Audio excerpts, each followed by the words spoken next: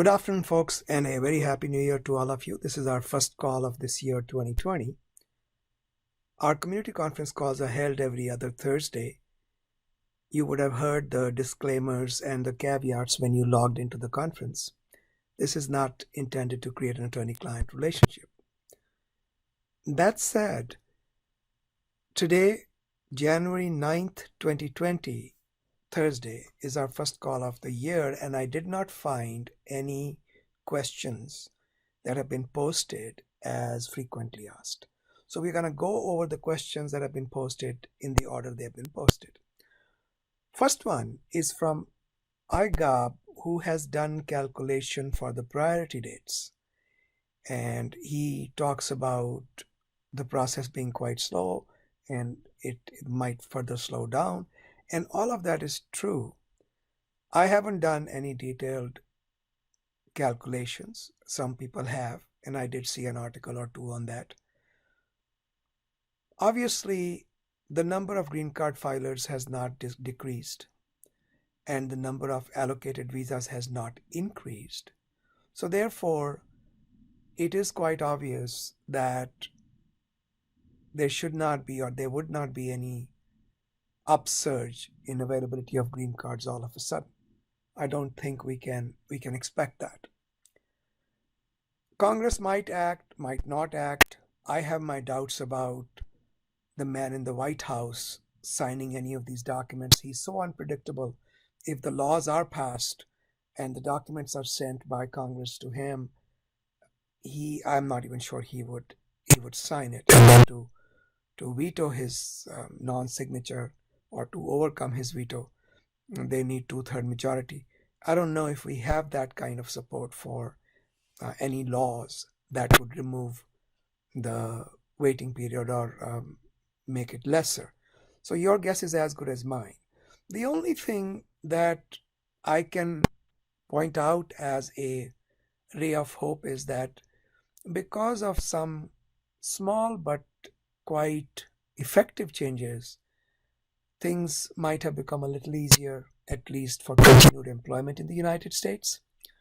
One is that you can actually, once your I-140 is approved and it stays approved for 180 days, you could change jobs and restart the green card process, but you carry your priority date, your wife or husband carries their H-4EAD, and you carry your ability to extend your H-1 beyond 6 years with any employer, and this is true even if the old employer revokes your I-140. I'm sorry, your H-1.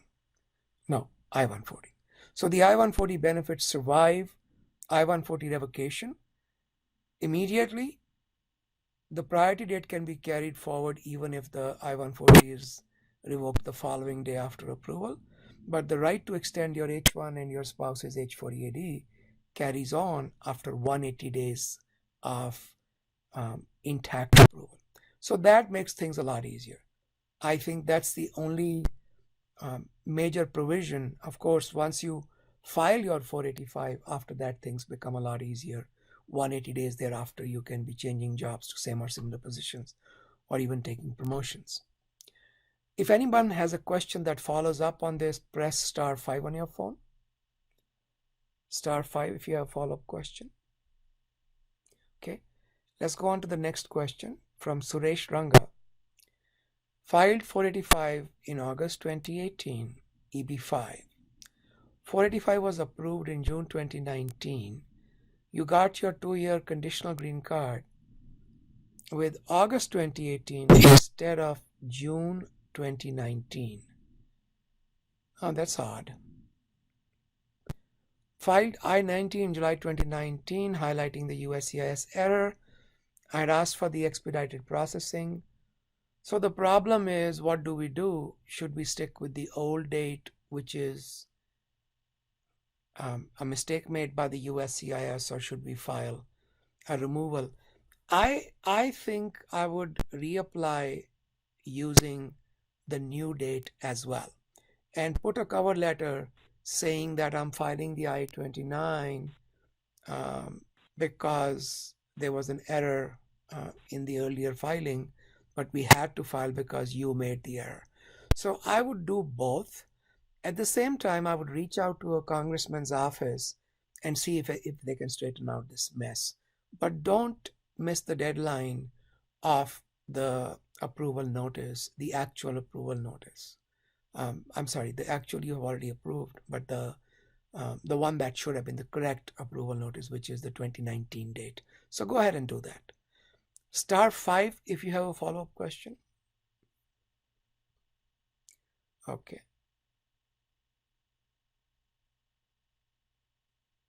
Next question is about 485 cross chargeability cases outside normal processing time. Service request has been made, but no update on the interview. They will open a service request again. I think you should contact your congressman's office. I strongly recommend that. Many times they are a lot more effective than mere service requests. *5 if you have a follow-up question on this. *5. Okay. Let's go on to the next question.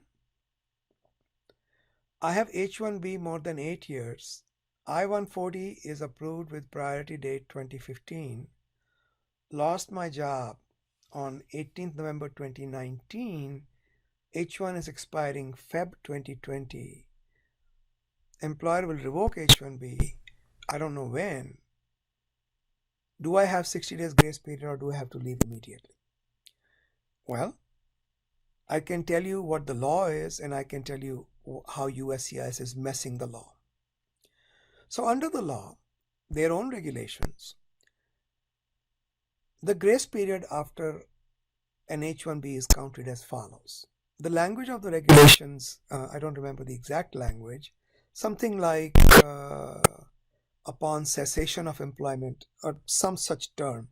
So the term is neutral in that it doesn't talk about being fired or it doesn't talk about, it just talks about the employment stopping. You will have 60-day grace period, or if the I-94 is less than 60 days, then whatever remains on the I-94. So you have maximum 60 days, which can be reduced if your I-94 has lesser life. In your case, you should have a full 60 days grace period to apply for another H-1B. Not only that, once you apply, you can then start working again. You can't work in the meantime, but once you apply for an H-1B, you can start working again. How is the USCIS screwing this up? I have seen at least one case in which, I think quite illegally, they said, well, your I-94 was terminated when your H-1B was revoked. Therefore, we are not going to allow you period beyond your H-1B revocation, which is ridiculous. I can tell you this, that the regulations on the face of them do not permit such a result. So in my view, you have 60 days or I-94 if the I-94 is less than 60 days. Okay, I hope that helps. Going on to, okay, I'm not sure, how can I find out when they revoked my H-1B? You can try contacting the USCIS customer service. I already explained to you how they count the grace period. I checked status on my, okay, yeah, just contact the customer service and see if they will give you the information. Rick says EB2 to EB1. I'm currently on EB2 with a non-profit organization. What are my chances going to EB1? It's a little difficult to answer this question in the abstract because there are so many variables in every case. We can look at a case and give you an assessment. You're welcome to send me your resume to help@immigration.com. Normally we don't charge for an evaluation of a resume, but it's impossible to predict, or let's not, just to try to lay out the hypothetical possibilities without knowing the exact case. Sort of like asking a doctor how many ways can a person fall sick. It's a lot more difficult to answer that question than it is to actually look at a patient and look at what the problem is. I'll tell you this much about EB1As. They are very difficult, but they are not impossible. We have a very thriving practice in EB1A area. And the reason for that is that we carefully assess the case. We look at the worst case scenario, discuss honestly and freely, and sometimes maybe we are too conservative in our estimates. But I would rather spend your money cautiously because we get paid whether you win or you lose. So the point is that this is a difficult category. You have to go through a two-step analysis. First, you have to meet the quantitative criteria, 3 out of 10. Once you meet those, then they look at the overall timbre, the overall tune or overall flavor of your resume to see if your resume shows a person who is in the top 5 to 10% in this country in their profession. That's a judgment call. It's very difficult to make that judgment call, make an accurate prediction of that judgment call, but at least there are some indicators we can point out. Next question is Vichari. I have an approved I-140 with employer A. I switched to employer B a few months ago. I'm planning to go for stamping. A is refusing to give the I-140 approval notice. I do, however, have a copy of the I-140 approved petition. Well, you should get an I-140 approval notice copy if you can. What I would do if I were you is reach out to the lawyers who represented you. Typically, like in Virginia, we have to provide a copy of the documents to either side upon demand because both are our clients equally. It doesn't matter who paid our fees. So that would be my first line of approach. If I were you, I would also file a Freedom of Information Act request, which can take a few months to process. You might be able to procure information about your case and maybe even an approval notice if you go through the Freedom of Information Act process. Star 5, if you have a follow-up question on this, star 5. Okay. Vamshi Damera says he's posting for a friend. He traveled to the US with an L2 visa, got the EAD, was working on L2 EAD from last year. L1 visa expired in September 2019. Extension was filed. Wife's L1 was approved, L2 is still pending. Meanwhile, there was an H1B approval in October 2019. If you get a change of status from L2 to H1, the moment the H1 is approved, you are no longer on L2, you are on H1B. So you cannot continue working on that L2 or L2 EAD. Transferring an employer is not difficult. So if the H1B is approved, immediately they can join. But if they have continued on L2 or assuming themselves to be on L2, they should go outside, get an H1B visa stamping done, come back and join the employer. So it's not that complicated, not much to guide, but they should reach out to their H1B lawyer. The rule of the law is that once your change of status is approved, your old status is gone. H1B change of status is approved, L2 is over. Okay. Star 5, if you have a follow-up question, star 5. All right, we're zipping through today. Justin says, I'm on initial OPT. I will apply for a STEM OPT extension. I recently received a 12-month employment offer.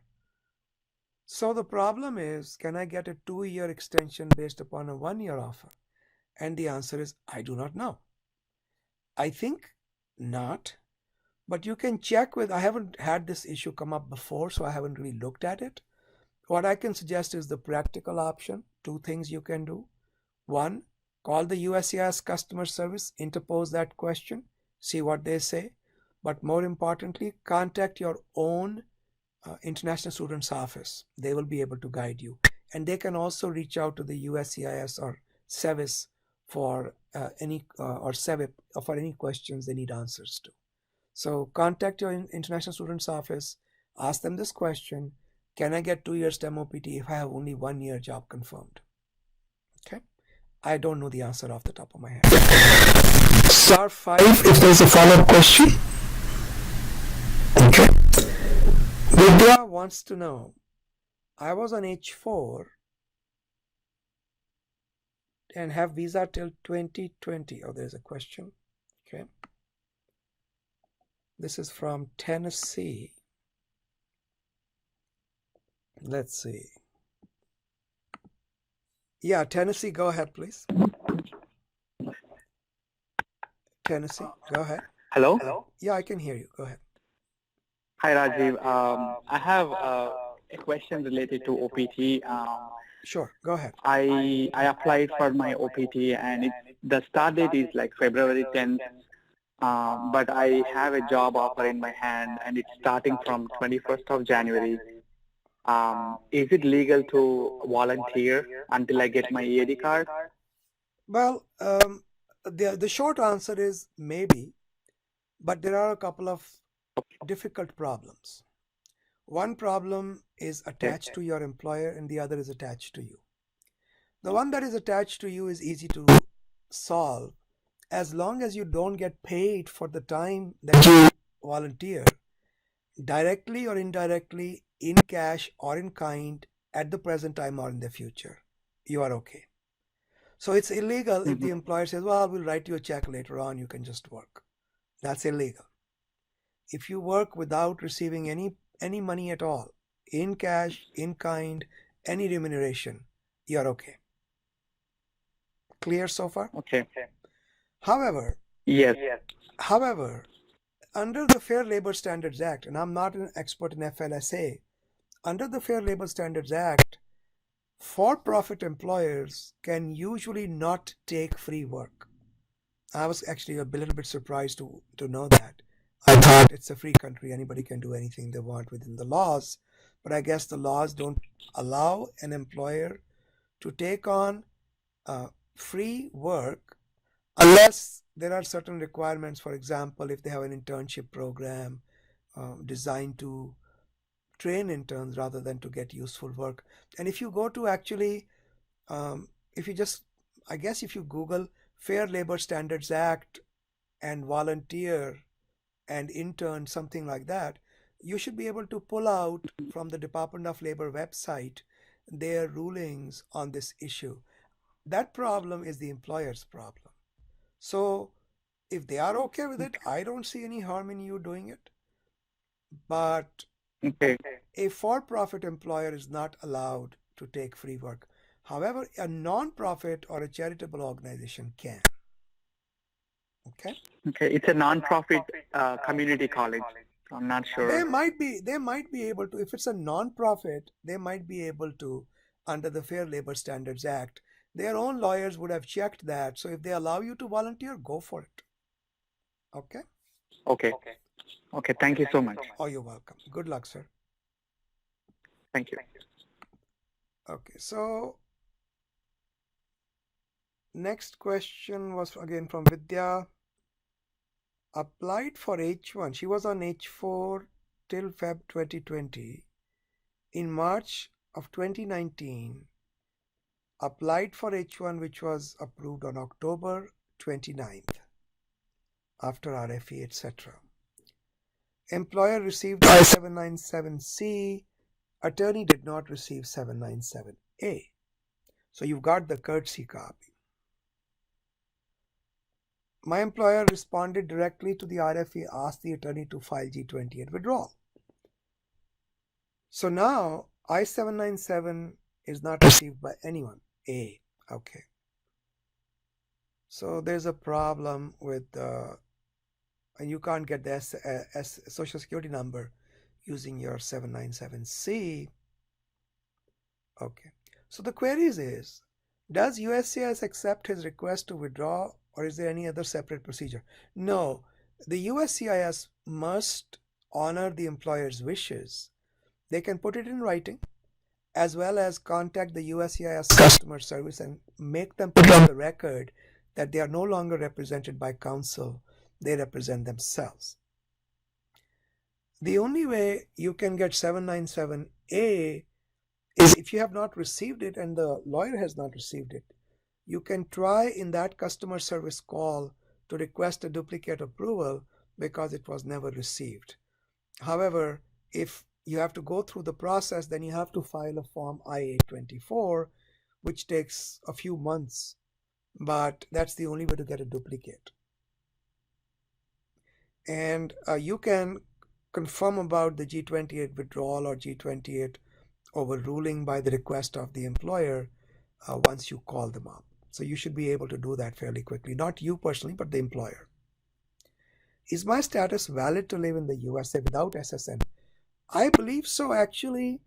I'll have your employers look into it. You can even start working with the tax ID from the IRS if you have an approval, if your SSN is getting delayed. Have that double checked. There may be a way out of that. I don't know. I haven't looked into it for a while. I don't think you'll have to go on H4. You are trying your best to be in status, and this is a case where, because of unusual circumstances, you're not able to get your SSN. I think you'll be okay. I'm not that concerned about it. You can even think of involving your congressman's office to see if they can get you a duplicate approval notice, or even reach out to Social Security Administration to help you. Normally, when a problem involves more than one agency, the congressman's office is very useful. Okay. Star 5, if you have a follow-up question on this, star 5. Shelly has a question about J1 visa holder having 2-year home residency requirement, but their J2 dependent son has a problem in getting admission. Well, first of all, actually it should not be a problem. I'll tell you why. Your son will inherit your J1 home residency requirement, but that requirement only applies to green cards and some work visas. Your son can always go outside USA, get an F1 visa stamp and come back. He cannot get change of status. That's the only disqualification because of the 212E, the home residency requirement. But that requirement does not extend to people going outside for a visa stamp. So number one, your son can go outside USA, get an F1 visa stamp and come back if they stamp it. Having had a home residency based J1 holder parent does not stop them from getting an F1 visa. There are other reasons F1 visa can be denied. Number two, as and when you get a waiver of your home residency requirement, your son will automatically get rid of his disqualification as well in the future. Because even if he comes on an F1, his home residency requirement because of you will haunt him till it is waived, or unless it is complied with by the principal. Okay, so my advice is go ahead and have them try for an F1 visa from outside the US. Star 5 if you have a follow-up question on this. Okay. Gunjan Mante says my I-526 was reaffirmed, but USCIS has not acted on it and it's been months and months and months. Same advice as I gave other people. Reach out to your congressman's office. See if they can move the government. And if they are still sitting on your case, seriously consider filing a lawsuit. Because June to now is over 6 months, and I think at this point you would be within your rights to move the court on this. Star 5 if you have a follow-up question on this. Star 5. Okay. Swetlana says she came as a child on E3 dependent visa. Dad and family left to Australia. Oh, there is a follow-up question. Folks, you have to be a little quicker on this. Oh no, this is This is not a follow-up question, I don't think. Let me try. I'm not answering any new questions. I'm just answering follow-up questions on my discussion. So, your number says you're calling from China. Go ahead, please. Go ahead, I can hear you. Oh, they got disconnected. Okay. So, the family moved. Now the question is, in order to finish my senior high school, I stayed on the E3 visa.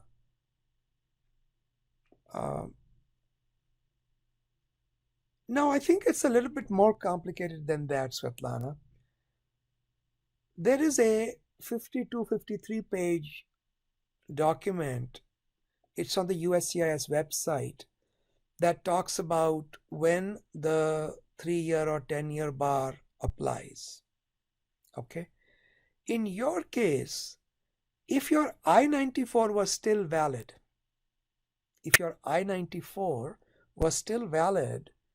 for at least 7-8 more days, then you have overstayed less than 180 days and it shouldn't be a problem. Because the way the government has interpreted the application of 3-year and 10-year bar to people in your situation, they will look at your I-94, not just when your father left on or when you no longer were on E3 dependent status. So I think that's the way it would work. So if I were you, I would certainly try entering if your I-94 was valid. And if the consulate creates a problem, then reach out to us or reach out to a lawyer who can help you with writing to the consulate and convincing them how you are not subject to the 3-year bar. Okay? Good luck. *5 if you have a follow-up question. No new questions, only a follow-up question. All right. Next question is from Sanjeev Thomas. INA 320. So INA 320 allows you to get naturalization for a child born outside USA, but they're entitled to naturalization as long as they apply before the age of 16, I think. So your child is 12 years old. You can apply for his passport as soon as we arrive. I think that is the process. I don't think you need, yes, that's the process. You don't need an N600, which is a certificate of naturalization. You need that only if you just want to have proof of the naturalization. But I don't see the need for it because you're gonna get the passport. So once he gets his passport, is he allowed to travel freely? Oh yes. Oh yes. Once you get your passport, you can stay outside USA as long as you like, and you would not lose your naturalization, your citizenship. The citizenship loss occurs only to those people who are on green cards. Okay. *5 if you have a follow-up question on this. *5. Okay. Next question. I will become a US citizen. This is the question number 16. No, 15 or 16? 15. I'll become a US citizen in March 2020. Sponsor my parents for green card. They have 2 adopted children. The children are 16 and 17. Well, first of all, the children of parents of US citizens don't automatically get their green card. Immediate family is treated a little differently than other categories. You have to apply for them separately. You cannot. Well, they're your brothers and sisters. So you could apply, but that takes 13 years. Mom and dad can come and they have to apply for the children separately. It's a little complicated, but the children and your mom and dad will not get their green card together, no. Adoption should be recognized by the government unless there is something drastically incorrect about it. But the adoption should be acceptable if it was legal in the country of origin. And this is not the kind of case where a US citizen is adopting a child. This is a child that has already been adopted. So I think that would work out fine. The only thing is, I think you should consult a lawyer, spend 15-20 minutes going over the various permutation combinations, how to come here, get the green card, and the parents go back after applying for their green card. When should they come back again so that the whole family can be together? All of this is manageable, but it has to be planned carefully, okay? Star 5 if you have a follow-up question on this. Star 5.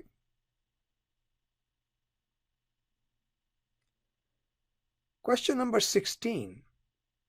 I have an approved I-140 which has been approved for more than 180 days. I want to move my employers. Does the new employer have to start the green card in 6 months or 1 year? No, there is no time limit. There is no time limit as to when they must start. Can I get multiple visa extensions on an old I-140? Yes, you can. The only problem is that if the priority date becomes current, then you will get 1-year extensions, not 3-year extensions. Other than that, there is no problem. And the job can be in totally different category, not a problem. Star 5 if you have a follow-up question on this. Star 5. Okay. The next question is from TJS. I'm currently working on H-1B for a non-profit institute. Got my I-140 approved under EB-1A category. Very good. When I was holding J-1, in the I-140 application, I mentioned that I'll go through immigration. However, now I am willing to file 485 once my date is current, the date is not current. Can my wife apply for EAD in this scenario? Oh, that's an interesting question. I have to think about this one for a while. This is not a normal case, so let's give it some thought. So normally, you are an H-1B holder. Okay, but you are now a H-1B holder. That means your J-1 is over, right? So that's not a problem. So the answer to that question, can your wife get an EAD? The answer appears to be yes. Absolutely. So the fact that you got an EB-1A approval a long time back when you were holding a J-1 does not stop her from getting an H-4 EAD, as far as I can tell. And I do not believe the 30-60-day rule applies to H-4 EAD applications. So please go ahead and have her apply. I don't see any problem with that. Star 5 if you have a follow-up question. No new questions? Okay. So this is from China. Okay. Somebody's calling from China. Go ahead. I can hear you. Go ahead. Okay. So I just have one hypothetical question. Okay. Let's say if I came back from the long trip and to the U.S., let's say since like April 2019, I'm staying in the U.S. Okay. So, but let's say I apply for the permit. Let's say the permit violated between April 2020 until April 2022. Okay. But I never actually leave the U.S. I mean, even the permit still violated. But I just want to see, because based on my knowledge, right, you need a minimum 5 years to apply for the, citizenship. So I just want to see. So the citizenship for the 5 years, they will be starting count since April 2019, or will be starting count since, after my permit expired, which is April 2022. What kind of permit are you talking about? I'm talking about reentry permit. Reentry permit. Oh, so you already have a green card. Okay, I'm not taking new questions right now. Hold on to this thought, but you're calling from China. I'll accommodate you. You have a reentry permit. You came to the United States. You never stayed here? You went back? I actually, before I probably just do like a short trip, like about 2-3 months.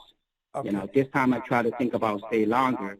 Okay. But, my question is hypothetical, because I'm just want to see, this. I got this. Yeah, let me explain to you how this works. So for naturalization, there are 2 requirements. One, your green card was issued more than 5 years ago, or 5 years ago. Yes. And 2, You have Right. physically stayed in the Mhm. USA for 2.5 years out of the last 5 years. Okay. If either Okay. one of these requirements fails, you can't apply for naturalization. On top of that, there's another problem. If you go away from USA for 1 year, your 5 years has to be started all over again. Okay. However, if Right. you have a Uh, reentry permit, you don't have to do 5 years, you have to do 4 years and 1 day. okay. So let's say you got your green card, and immediately you left, you got your reentry permit, you came back, you extended it one more time. Now 4 years have gone by, and let's say you come back to the United States in 2021, you will be able to apply for your green card only in 2025, 4 years later. Okay. Got it?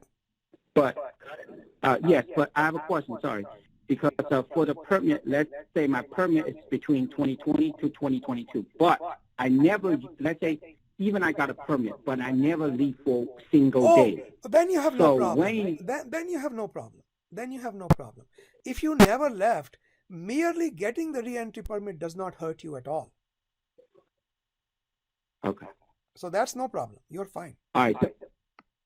So you mean like even I got a permit doesn't mean I mean the USCIS doesn't assume I leave for 2 years. Doesn't matter. They can assume. They can assume what they want, but if you can prove you were here, there's no problem. Okay. Okay, that's cool. By the way, do you mind me asking another question? I'm sorry. You know what? I'm gonna have to put you on hold. I have to finish my posted questions, then I'll ask for your question. Stand by, okay? Okay, sure. Okay. Thank you. Okay, so I finished the next one was A. Kamanath. I'm on H1B. This is question number 18. I was on H1B in USA for 5 years and 4 months. Left USA in September 2016. So I'm gone for 3 years. I come back on L1B in November 2019. So is my visa clock reset? Yes. You have 5 years on your L1B. My L1B visa stamp approved for 3 years. Are there any surprises? No, there are no surprises. You're fine. Can I reactivate my previous H1B? That's a difficult question to answer. I'll tell you why. The simple answer is you are not subject to the quota for 6 years. So once your H1B is approved, you are not subject to the quota for 6 years. You'll have to subtract from it the L1 time, not the H1B time, because you would have left. That time won't be counted, okay? So you're not subject to the quota, but the time that this is called the remainder option. So you can Google this words, remainder option. So you have 3 years remaining on your H1B. If you want to be exempt from the quota, you can get those back, but you'll have to subtract additionally the time you spent on L1B. So if you stay on L1B for 2 years, you have only 1 year of H1B left. However, if you don't mind applying outside the quota, then you have whatever time, 6 years minus time spent on L1B. I hope that makes sense. Okay. One important question is, when does that 6-year period begin? Is it the date my H1B is approved, or is the date my H1B expires? And the answer is right now, so far, the government has been counting 6 years from the date your old H1B expired. You are exempt from the quota, but you'll only get the remainder time on the 6-year H1B minus the L1 time. *5 if you have a follow-up question on this. *5. Yeah, laws are never easy to understand or even sometimes to explain. Last posted question, and then we'll have time for new questions. Can green card holders, L1A, change their profession? Absolutely. Once you've got your green card, as long as at the time you applied for your 485 and even at the time you got your green card approval, you had no intention of changing, later on, a few weeks or a few months later, if you want to change your profession, I don't see any problem with it. if you go from being an IT manager to doing business as an IT analyst or IT architect. All of that is okay. *5 if you have a follow-up question on this. *5. Okay, folks, give me 2 seconds. I'll be back in 2 seconds and then we can resume. I'll be able to answer all your new questions. Okay, just in 2 seconds, I have to make a quick call to let somebody know we are finishing up in about 10 minutes, 15 minutes. So have your questions ready. I'll come back and ask you. All right, folks, go ahead and press *5 if you have any follow-up questions or any new questions. Press *5 on your phone. Okay, one question. All right, we have one follow-up question. I'll finish that and then we are done.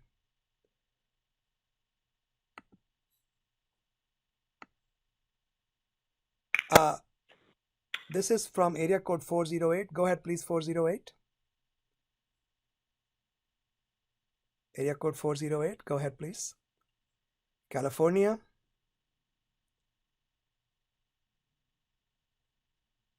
Hello. Yes, I can hear you. Go ahead, please. Good afternoon, sir. Good afternoon. Actually, I had posted a question, but I couldn't dial in. I just missed dialing in before my question. This is regarding the INA 320, sir. Yeah, My name is what I said was, once they get their naturalization, they can live and go anywhere they want. No problem. Okay? Right, but the thing what I was confused about, recently there was a declaration saying that short visits. So once my kid is in the US, what do they define by short? Month, 2 months, 3 months? That's only for green card holders, not for naturalization people. If you have any material you want me to take a look at, I am not aware of any variations in this law, but you can email it to me at help@immigration.com. I'll take a look at whatever you want me to take a look at. Okay? Okay, sir. Perfect. Yeah. Thank you so much, sir. You're welcome. All right, folks, it's been good talking with all of you. I will see you again in 2 weeks. Thank you very much. Every other Thursday at 12:30 p.m. Eastern Standard Time, we host free community conference calls. Everybody is welcome to join. Some people post questions ahead of time. You can take membership in our forums. All of the details are there on our website, immigration.com. You can take membership ahead of time, and it's instantaneous. It happens right away. And post your questions beforehand, or you can just log in. The phone number and all are provided: 202-800-8394, 12:30 Eastern Standard Time every other Thursday. We have free apps for both Apple iOS platform for your iPhones and iPads, as well as for Android. Just look for immigration.com, the period dot, and the application should show up.